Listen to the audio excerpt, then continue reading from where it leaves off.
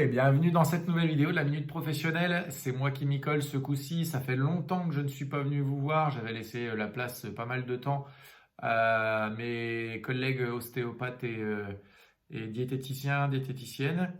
Pardon, diététicienne tout court, nutritionniste, diététicienne nutritionniste, sinon Charlotte va me taper sur les doigts.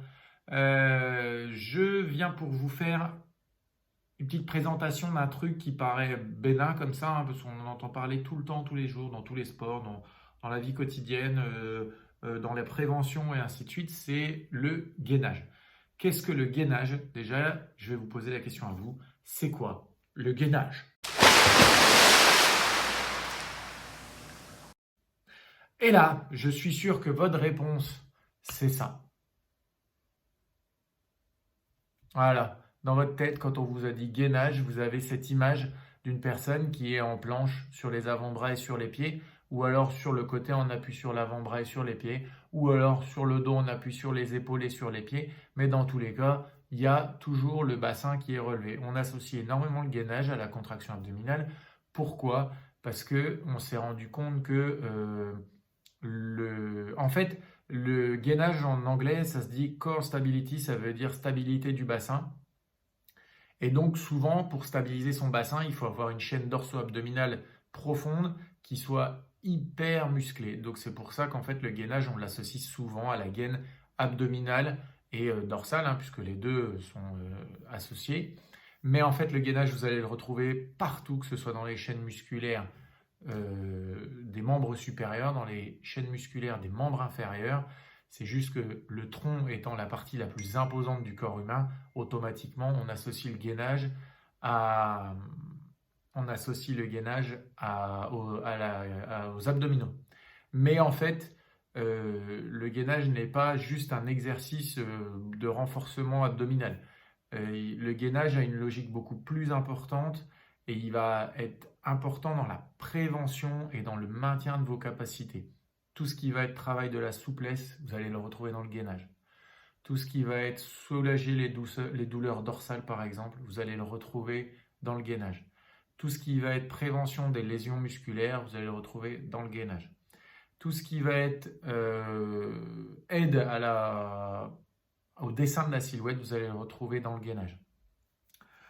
Tout ce qui va être travail de tonification corporelle, on le trouve automatiquement dans le gainage. Tout ce qui est amélioration de la posture, amélioration de l'équilibre, vous allez le retrouver aussi dans le gainage. C'est vraiment toutes ces choses-là qui sont imbriquées dans un seul mot. Le problème, c'est qu'il n'y a pas tout ça dans un seul exercice de gainage, d'accord? Il y a une variété en fait d'exercices de gainage que vous allez pouvoir retrouver, que ce soit en position allongée, que ce soit en position assise, même debout. Le travail d'équilibre sur un pied, c'est du gainage en fait. Et d'ailleurs, ça devient de plus en plus pertinent de travailler maintenant sur ce qu'on appelle un gainage dynamique pour encore plus améliorer toutes ces compétences-là. Le fait d'être en gainage statique renforce, certes, mais à un moment donné, c'est quelque chose qui est acquis et c'est quelque chose qui ne sera plus intéressant pour vous, intéressant pour votre progression, et donc du coup qui va devenir moins efficace. Pas inefficace, mais en tous les cas moins efficace. Le gainage dynamique, en fait, il vous oblige à avoir une contraction permanente, c'est-à-dire un gainage sur une zone du corps, et en même temps d'aller engendrer une mobilité ou des exercices de mouvement sur d'autres parties du corps. Exemple, je suis en planche, je vais prendre l'exercice le plus simple, et je vais vous montrer, ça ressemble à ça. On a donc deux exercices de gainage, un exercice de gainage statique, donc où il n'y a absolument pas de mouvement, et un exercice de gainage dynamique où j'engendre une posture fixe, donc qui entraîne un gainage musculaire, et je vais mettre en place un mouvement à l'intérieur de ce mouvement, de cette posture. Je vais aller au plus simple, hein, on va faire très facile. Gainage statique, la planche telle qu'on la connaît. Alors il faut savoir que pour avoir une belle planche, il faut être aligné au niveau des segments. Qu'est-ce qu'un segment? En fait, souvent on vous dit aligne tes épaules avec tes hanches et tes pieds. Mais si moi je le fais, en fait je suis là et du coup je suis trop bas et je vais aller appuyer sur mes lombaires. Donc du coup, mon gainage, il fait que mon abdomen descend en bas. Donc je vais relâcher mes abdos, il ne faut pas. En fait, vous devez aligner vos épaules et votre bassin. Vos pieds ne pourront pas être alignés sur une planche. La tête doit rester droite, le regard est projeté entre les appuis.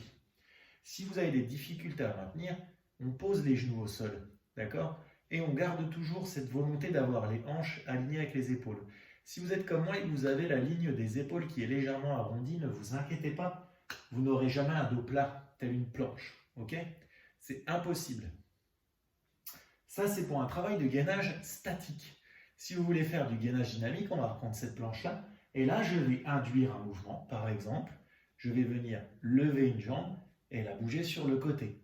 Et ça, c'est ce qu'on appelle du gainage dynamique.